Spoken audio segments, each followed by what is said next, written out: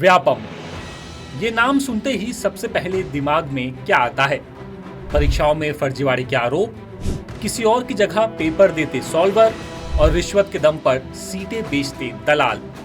लेकिन फिर अचानक सरकार लंबी नींद से जागती है और व्यापम का नाम बदलकर पहले प्रोफेशनल एग्जामिनेशन बोर्ड किया जाता है और फिर कर्मचारी चयन मंडल। लेकिन हर बार बस नाम बदला, काम करने का तरीका नहीं। तब भी फर्जीवाड़े के आरोप लगते थे और अब भी लग रहे हैं। अब मध्य प्रदेश में साल 2023 में हुई आरक्षक भर्ती को ही देख लीजिए।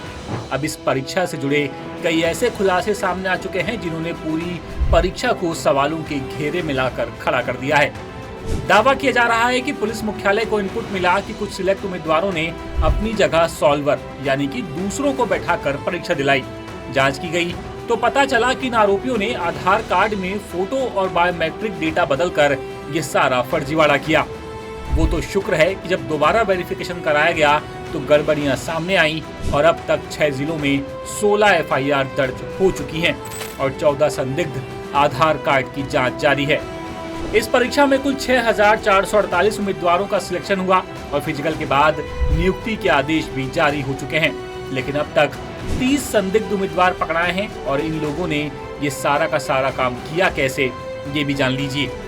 भर्ती परीक्षा में गड़बड़ी के लिए असल उम्मीदवार ने पहले आधार कार्ड में सॉल्वर की फोटो और फिंगरप्रिंट लगवाई।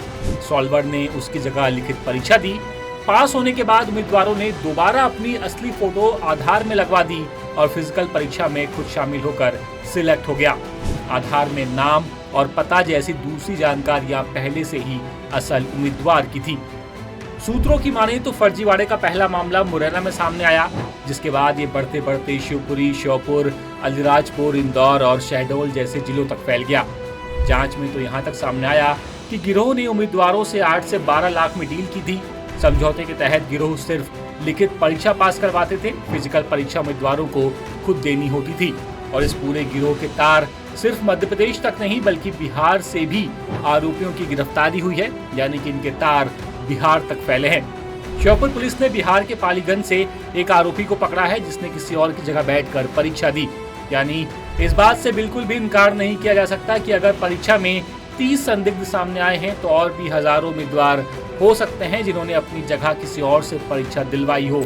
और इस पूरे फर्जीवाड़े की शुरुआत होती है आधार कार्ड अपडेट करने वाले डेटा सेंटर से, जहां ऑपरेटर ये नहीं देख सका कि कोई उम्मीदवार फोटो बदलवा रहा है तो क्या उसका चेहरा अचानक ही इतना बदल गया। यानी गड़बड़ी की गुंजाइश हर जगह है और ये फर्जीवाड़ा करने वाले इसी का फायदा उठाते हैं।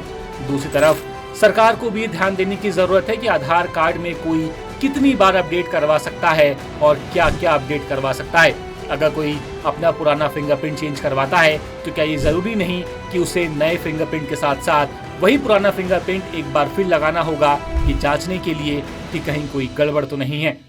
लेटेस्ट, इन्वेस्टिगेटिव और इन डेप्थ खबरें देखने के लिए ज्वाइन कीजिए द सूत्र का व्हाट्सएप चैनल, सब्सक्राइब कीजिए यूट्यूब चैनल, लाइक कीजिए फेसबुक पेज और पढ़ते रहिए वेबसाइट www.dasudr.com।